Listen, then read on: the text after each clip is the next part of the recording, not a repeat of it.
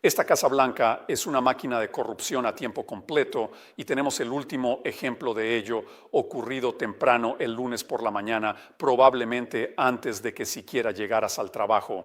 A las 6:50 de esa mañana hubo mucha actividad en el mercado de contratos de petróleo, alrededor de $580 millones en transacciones.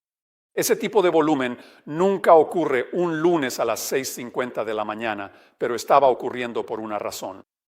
Porque las personas que estaban haciendo esas apuestas sabían que unos minutos después Donald Trump iba a publicar algo en las redes sociales. Bueno, señores, hay una pregunta que creo que la gente debería de hacerse sobre esta guerra en Irán. Y no es la pregunta de si era necesaria o si es legal, porque pues bueno, esas preguntas ya tienen respuesta.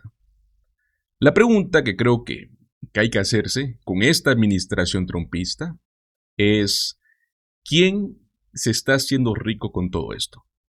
Porque amigos, las guerras no solo cuestan vidas, cuestan dinero. Ese dinero va a algún lado. Y el dinero que va a algún lado generalmente, pues bueno, va al bolsillo de alguien que sabía de antemano, ¿no? Que esta guerra iba a ocurrir.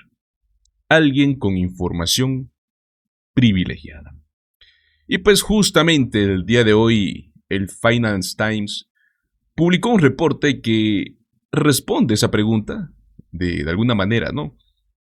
Pete Hegseth, señores, el secretario de Defensa de los Estados Unidos.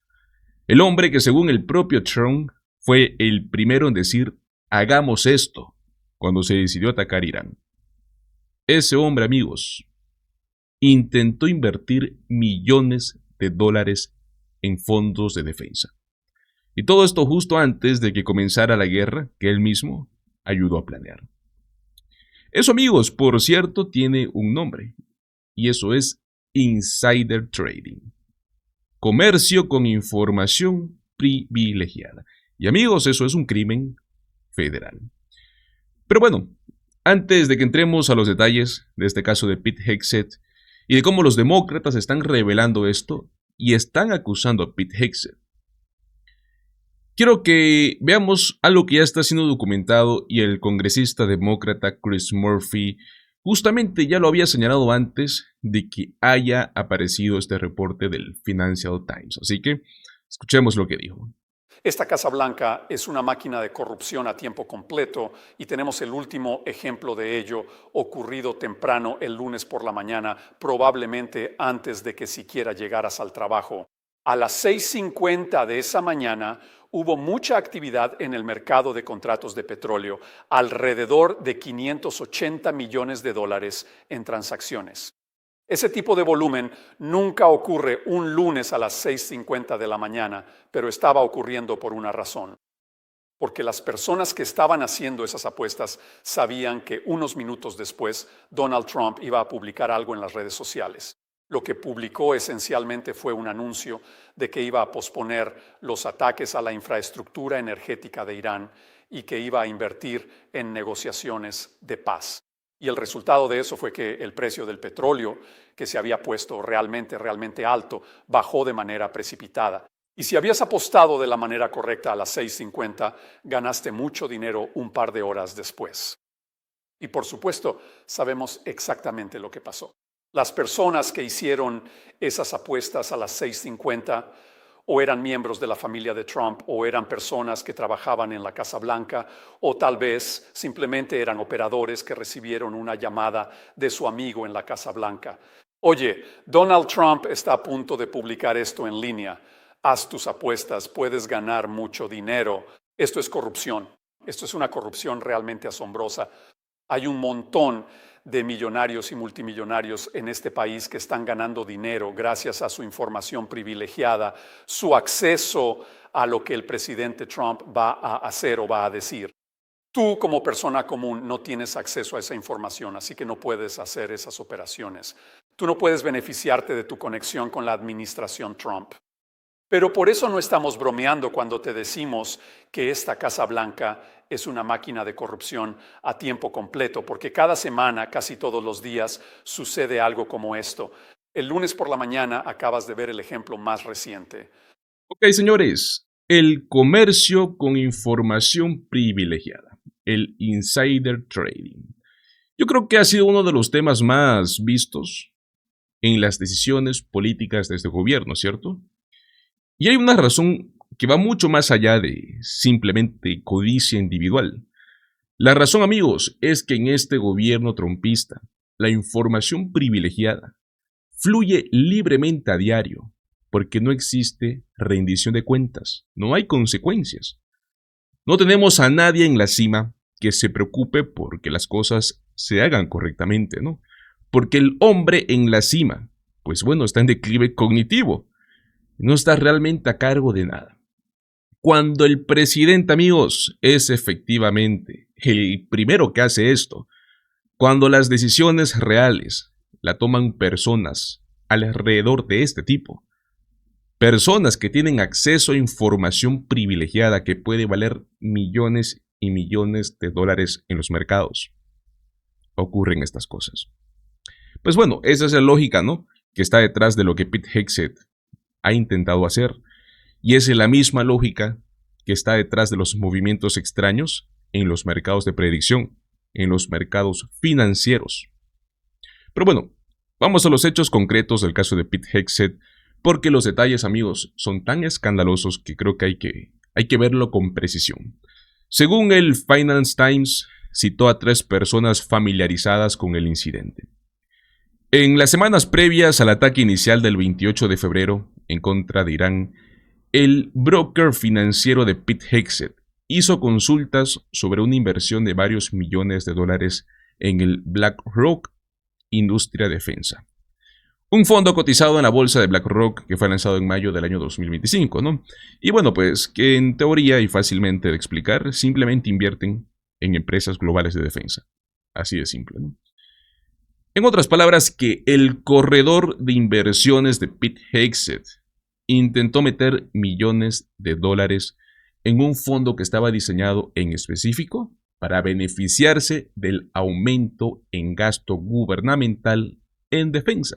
Y justamente, ¿no?, semanas previas a que Pete Hegseth, en su rol de secretario de defensa, tomara la decisión de que iban a disparar exactamente, ¿no?, ese gasto en defensa. Recordemos, hace una semana salieron corriendo al Congreso a pedirles 200,000 millones de dólares más para esta guerra. Pero bueno, la consulta fue hecha en nombre de un cliente de alto perfil, el bloque de Pete Hegseth, haciendo una consulta, ¿no?, sobre millones de dólares en fondos de defensa. A ver, si alguien tiene alguna duda sobre quién es ese cliente de alto perfil, ¿no?, que lo diga, ¿no? Porque, a ver, no hay una manera razonable de poder interpretar estas cosas que sean de otra manera. La consulta, amigos, fue marcada directamente en BlackRock. ¿Y qué hicieron? La flaguearon. Algo en esa solicitud hizo que alguien dentro de BlackRock levantara una alerta, una bandera, ¿no? Y según este reporte, la inversión finalmente no se concretó. Ahora, no porque alguien la detuviera por razones éticas o legales, sino porque el fondo era demasiado nuevo. No tenían aún disponible para los clientes del Morgan Stanley. Entonces, eso en teoría, ¿no?, es como que de algún modo lo salvó a Pete Hegseth de cometer un crimen de una manera directa y documentada. No fue su conciencia, obviamente, ¿no? Peor, sus principios o el miedo a las consecuencias. Hay que poner el contexto, ¿no? Pete Hegseth, señores, para empezar, a ver, es un hombre que ganó 4.6 millones de dólares en 2 años mientras trabajaba en Fox News, ¿ok?, como presentador de fin de semana. 4.6 millones para un presentador solo de fin de semana en un canal de cable. Para empezar, eso de por sí no cuadra con ningún tipo de escala salarial, ¿no?, razonable para ese tipo de posición. Además, el hombre ganó otro $1,000,000 en presentaciones pagadas. También hay que recordar que Pete Hegseth tiene toda una historia, ¿no?, documentada de problemas con el alcohol, comportamiento inapropiado, bueno, acusaciones que en su momento fueron resueltas con acuerdos de silencio. Y este es el hombre, ¿no?, que Trump nombró como secretario de defensa. Pero bueno, BlackRock, Morgan Stanley y Pete Hegseth hasta el momento no han comentado sobre este reporte del Financial Times. Nadie. Lo cual, amigos, en el lenguaje de corporación y de funcionarios públicos ya nos dice bastante, ¿no? Por sí solo. Entonces, el caso de Pete Hegseth, amigos, no existe en el vacío. Existe dentro de un patrón sistemático. Personas con acceso a información privilegiada, información gubernamental, que están utilizando para enriquecerse personalmente. A ver, los mercados de predicción, que son parte de todo este patrón, ¿no? Como el Polymarket, Kalshi, plataformas de apuestas financieras que supuestamente, ¿no?, predicen eventos futuros basándose en esta sabiduría colectiva en el mercado, pero que en realidad, amigos, se convierten en los instrumentos perfectos para este tipo de personas, personas con información privilegiada. A ver, si tú sabes que Donald Trump va a publicar algo mañana, que va a anunciar algo el día de mañana, puedes apostar hoy y ganar. Si sabes que va a haber un ataque militar la próxima semana, pues bueno, ya hiciste tu apuesta, ¿no? ¿Y quién está detrás de esos mercados de predicción? Pues bueno, por ejemplo, dentro del directorio de Polymarket y de Kalshi, adivinen quién está. Don Junior, el hijo del presidente de Estados Unidos, en el directorio de plataformas donde se apuesta sobre decisiones del gobierno de su propio padre. Yo creo que no hace falta no tener un título en ética para ver lo que está sucediendo. Y encima esas plataformas, amigos, están apuntando específicamente a quienes, a hombres jóvenes, a esta generación, que a ver, una generación que en este momento está en una de las peores situaciones económicas, ¿no?, de cualquier otra generación desde la Gran Depresión. Personas que no tienen acceso a mercados tradicionales, que no tienen ahorros suficientes como para invertir de una manera convencional, que son vulnerables a la promesa de ganancias rápidas, ¿no? Es la misma clase política que les está quitando el seguro médico, que les está quitando el poder adquisitivo, que está haciendo guerras ilegales. Eso, amigos, es lo que está ocurriendo. Y bueno, pues, la pregunta, ¿no?, de por qué esto es posible, amigos. ¿Por qué es que el comercio con información privilegiada puede fluir de una manera tan libre en este gobierno? A ver, la respuesta es lógica. Donald Trump. No porque Trump lo esté organizando desde un cuarto de control, en plena conciencia, ¿no?, todos los detalles, ¿no, amigos? Sino que es exactamente todo lo contrario. Porque Donald Trump no quiere controlar nada. Hablamos de un presidente que, aparte de estar en un declive cognitivo profundo, es una persona que también ha aprovechado mucho de este tipo de sistemas. Solo quiero que piensen en cómo ocurrió esta guerra, ¿ok? ¿Cómo fue que Lindsey Graham y Netanyahu pudieron convencer a Trump de atacar a Irán primero y en el momento más impopular de su presidencia? ¿Se han preguntado ustedes cómo fue que Trump entró a esta guerra sin tener objetivos claros, sin tener una estrategia de salida, porque ahora no pueden salir de esta guerra, sin tener el apoyo de la OTAN, sin consultar a sus aliados? ¿Cómo es que alguien que supuestamente es el mejor negociador del mundo terminó en una posición donde Irán, en otras palabras, está dictando los términos y él está esperando que por favor se llegue a un acuerdo? Es porque Trump no está tomando decisiones coherentes. Él está siendo arrastrado. ¿Por quién? Por las personas que lo rodean, las que tienen acceso real e información sobre lo que va a pasar. Están utilizando ese acceso para enriquecerse, tal y como él lo ha hecho, ¿no? Pero bueno, amigos, llegamos también a un momento muy interesante donde vimos el otro día al congresista demócrata Jared Moskowitz, el cual, pues bueno, se presentó en una audiencia del Comité de Asuntos Exteriores de la Cámara y a ver, justamente tocó un tema que me pareció muy interesante mostrarlo en este video porque pues va de la mano, ¿no?, con Pete Hegseth y el Pentágono. Así que quiero que escuchen con atención este clip, es un poquito más largo y bueno, luego vemos un poco más. Gracias, señor presidente. Señor Kaplan, usted habló sobre los problemas y la rendición de cuentas en la ONU y mencionó que deberíamos endurecer los requisitos de divulgación obligatoria y añadir consecuencias claras para quienes no los cumplan. ¿Podría proporcionar más detalles sobre cómo cree que debería hacer eso y recomendaría herramientas adicionales de auditoría y transparencia? Absolutamente. Gracias por la pregunta. Es una fuente constante de frustración. Debería frustrar a cada contribuyente estadounidense que el dinero vaya a las Naciones Unidas, que el dinero siga yendo a agencias de la ONU. Agencias. De nuevo, son un solo grupo de destinatarios. Tienes agencias de la ONU, ONG y contratistas. Cuando se trata de la ONU, tenemos los menores recursos de aplicación disponibles. Tenemos el menor acceso y la menor transparencia en ese sentido, así que creo que definitivamente hay formas de reforzar esto en la Ley de Asignaciones de 2024. Hay una cláusula específica, la sección 7048, por si lo quieren verificar en casa, que exige que el secretario de Estado procure implementar en todos los acuerdos con la ONU el acceso para el inspector general de USAID, el inspector general del Departamento de Estado y la JAO. Eso es esencial y el incumplimiento de esa disposición debería resultar en no recibir una adjudicación o en la aplicación de remedios por incumplimiento.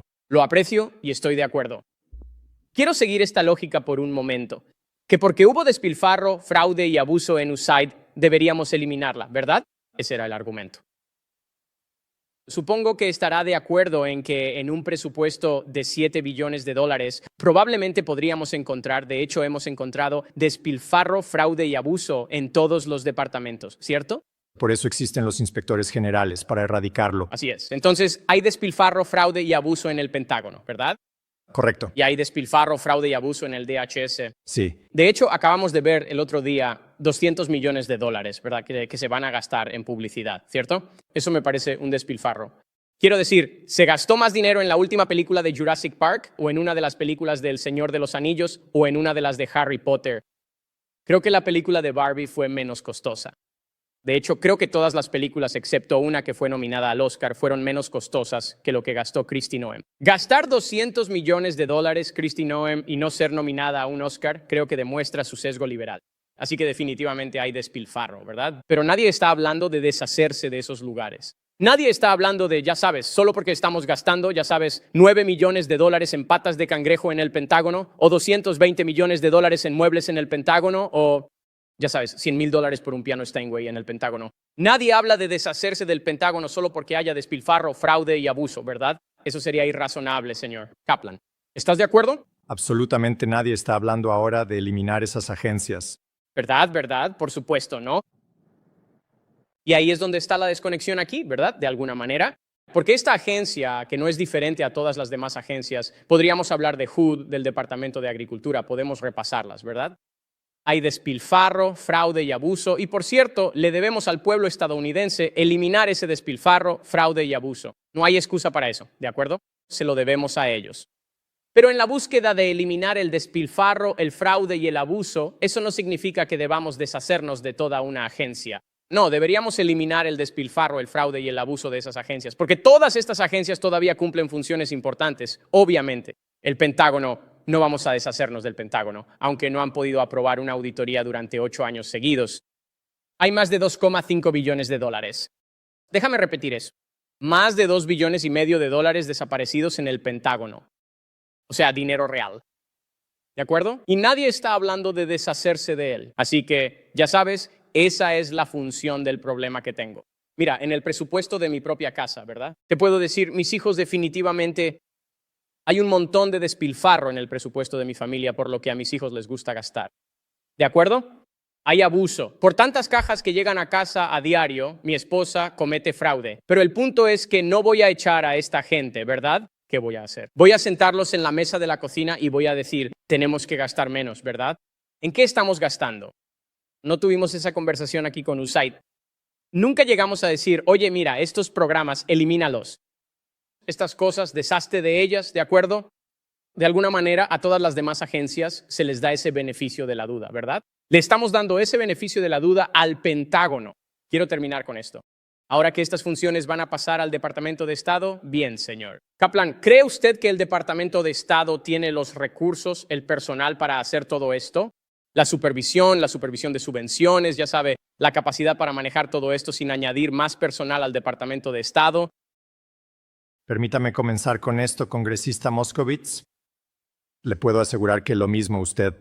viles depredadores que intentaron robar a USAID o desviar fondos a organizaciones terroristas o abusar sexualmente de menores, como lo hicieron durante la respuesta al ébola, intentarán hacer lo mismo. Eso es estatal. Sí, y mire, todo eso es terrible. Todos apoyamos tomar medidas enérgicas contra eso y eliminarlo. Mi pregunta es, ¿cree usted que el Departamento de Estado en este momento necesita recursos adicionales ahora que tiene toda esta responsabilidad adicional? ¿Usted Pese a lo que se dice, la ayuda exterior sigue vigente y el Departamento de Estado y otros entes gestionan miles de millones de dólares. se acabó? Busco respuesta. Así que está bien, sí, estoy de acuerdo con usted. Pero ¿cree usted ahora que, dado que todo eso ha pasado al Departamento de Estado, necesitan más recursos para limitar el fraude, el despilfarro y el abuso? Porque si no, no vamos a terminar en la misma situación en la que habrá fraude, despilfarro y abuso. Porque no estamos invirtiendo en esa supervisión. La supervisión máxima es esencial. Eso aportamos desde la Oficina del Inspector General para USAID, Max, al desembolsar miles de millones en emergencias complejas y gastar dinero en zonas controladas por terroristas o grupos armados, se requiere personal suficiente y cualificado, buena supervisión y un inspector general eficaz que supervise e investigue el mal uso de fondos. Gracias, presidente. 2.5 trillones de dólares. Totalmente desaparecidos en el Pentágono. Y a ver, amigos, el Pentágono no ha podido pasar una sola auditoría en 8 años consecutivos. Hablamos del departamento que maneja el presupuesto militar más grande del mundo. El que decide, pues bueno, cómo se gasta el dinero de los contribuyentes estadounidenses en defensa. No pueden decirle al Congreso ni al público a dónde se supone que fueron esos 2.5 trillones de dólares. Y ojo, ¿no? Que nadie está hablando de eliminar el Pentágono por eso.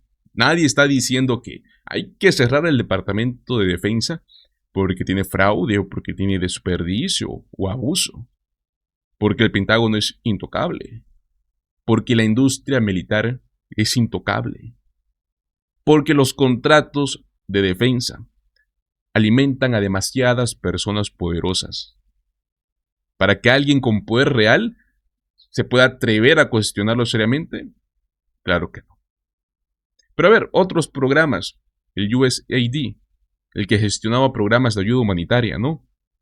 Que tenía una fracción de ese presupuesto, fue desmantelado ¿en qué? En semanas, sin tener ningún proceso, sin evaluación, sin preguntarse qué programas valían la pena, cuáles no, totalmente desmantelado. ¿Por qué, amigos? Porque ese programa no tiene la protección política que tiene el Pentágono. Porque los contratistas de defensa, pues bueno, hablamos de hombres que tienen lobistas, que tienen donantes y conexiones que sin duda alguna las organizaciones de ayuda humanitaria no tienen.